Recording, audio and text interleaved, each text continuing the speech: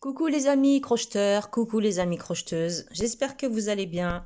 On se retrouve aujourd'hui pour un tuto spécial débutante. Vraiment, toutes les débutantes peuvent le faire. Il s'agit d'un bandeau que l'on met sur la tête, sur les cheveux, en accessoire, en décoration, pour protéger contre le froid.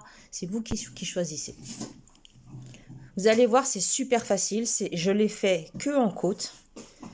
En fait, ça veut dire que j'ai travaillé sur chaque brin arrière. Chaque maille, je l'ai prise sur le brin arrière. Tout simplement.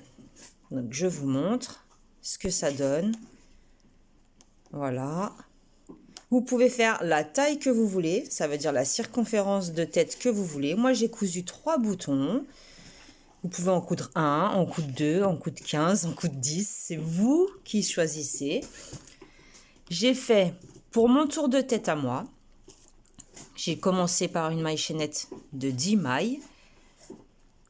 J'ai crocheté, crocheté, crocheté, crocheté. J'ai fait 44 rangs au total. J'ai 44 rangs. Une fois que j'ai terminé mes 44 rangs, je les ai unis ici en faisant des mailles coulées. Et tout simplement, après, je suis venue coudre mes boutons. Voilà, moi j'aime beaucoup les boutons en bois, tout ça, je trouve que c'est trop mignon. Donc je vais vous montrer le principe, la technique. Tout le monde peut le faire. Vraiment, vraiment, tout le monde peut le faire. Vous pouvez le faire en bride, en demi-bride, en maille serrée. C'est vous qui allez décider.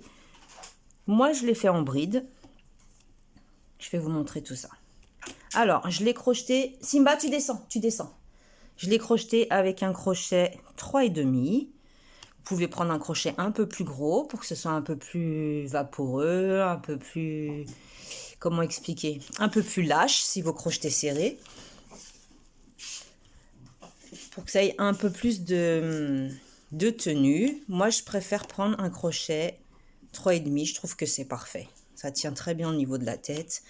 Pareil, au fur et à mesure, vous allez prendre les rangs que vous êtes en train de faire et vous allez les poser sur votre tête pour voir si ça correspond, parce que vous n'allez peut-être pas forcément avoir besoin de 44 rangs comme moi, peut-être vous en aurez 42, peut-être 46, tout dépendra.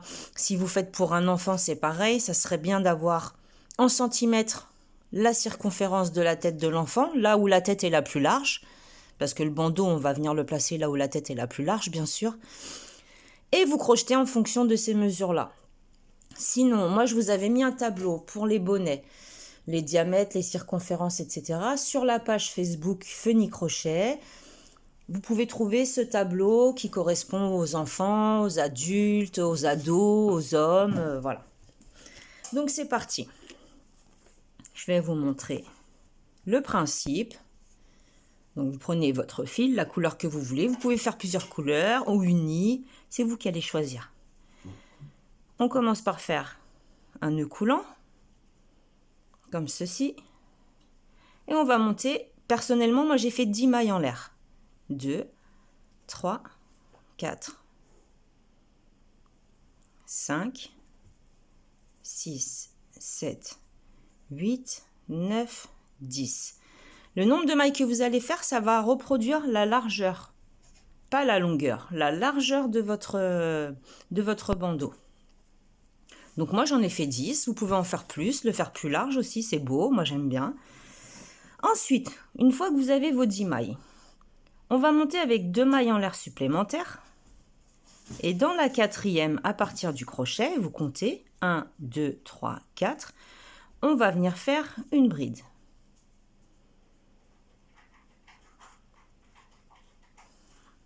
Alors, je remontre bien pour les débutantes. Une bride, c'est quoi? On fait un jeté sur notre crochet. On rentre dans la maille. On attrape le fil avec le crochet. On tire. Nous avons 3 boucles sur le crochet. Un deuxième jeté. On passe à travers les deuxièmes boucles. Les 2 premières boucles, pardon. Et un troisième jeté. On termine en passant par les 2 dernières boucles. Ça, c'est une bride. Je fais un jeté. Je passe dans la maille. Je rentre j'attrape mon fil plutôt, un jeté à travers les 2 premières, un jeté à travers les 2 dernières. Voilà ce que c'est des brides. Donc on continue comme ça jusqu'au bout.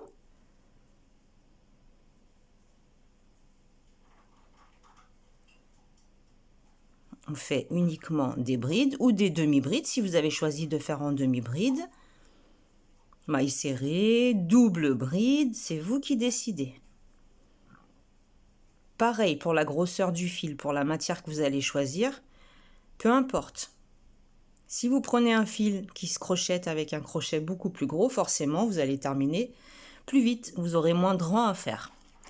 Donc j'ai terminé par ma bride sur ma dernière maille. Voilà, je prends un petit peu de fil. Je tourne mon travail. Vous voyez, nous étions comme ça. Je tourne le travail. Et ici, on voit la maille.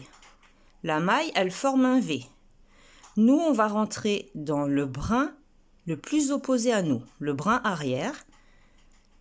On va rentrer et on va faire 1, 2, 3 mailles en l'air, équivalent à une première bride. Un jeté sur la maille suivante uniquement sur le brin arrière, toujours. C'est ce qui va nous former les côtes. Une bride. Maille suivante, brin arrière, on attrape, on fait une bride. On fait ça sur toutes les mailles.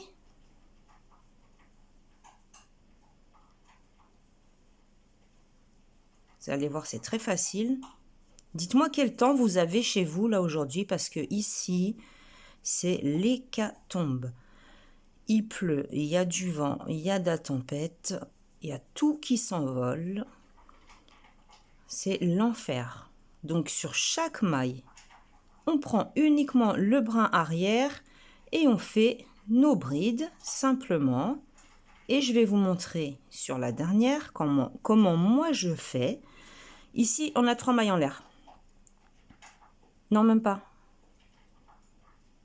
Si, on a 3 mailles en l'air.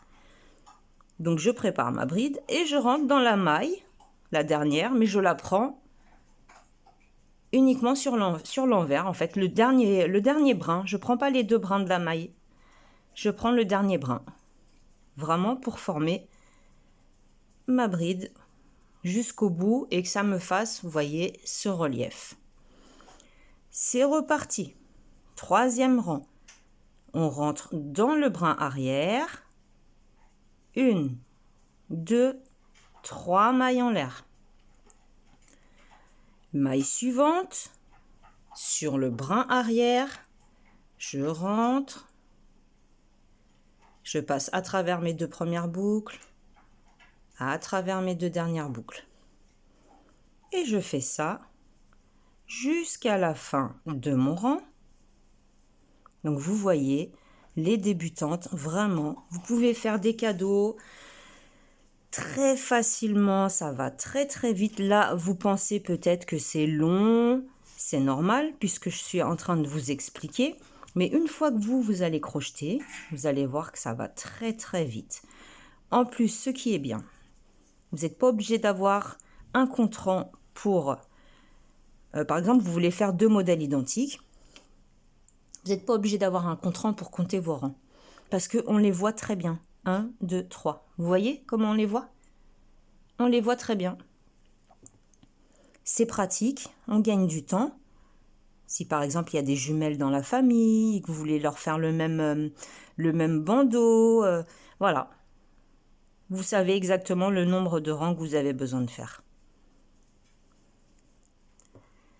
Je tourne le travail, toujours, moi je tourne toujours dans ce sens-là, le fil droit devant.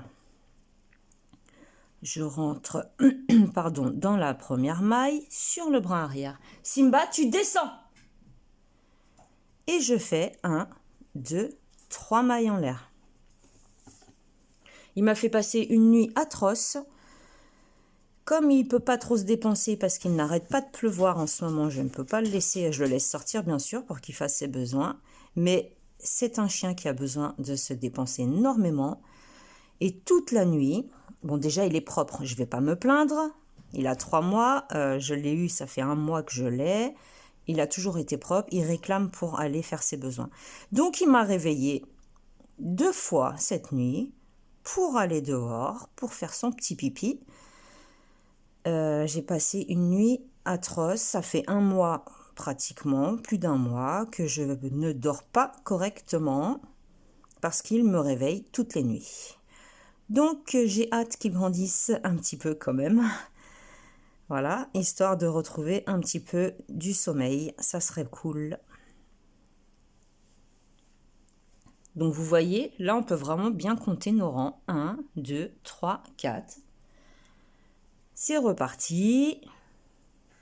On va faire ça autant de fois que nécessaire pour atteindre la circonférence ou le tour de tête de la personne à qui vous voulez offrir ou pour la personne à qui vous voulez faire ce bandeau.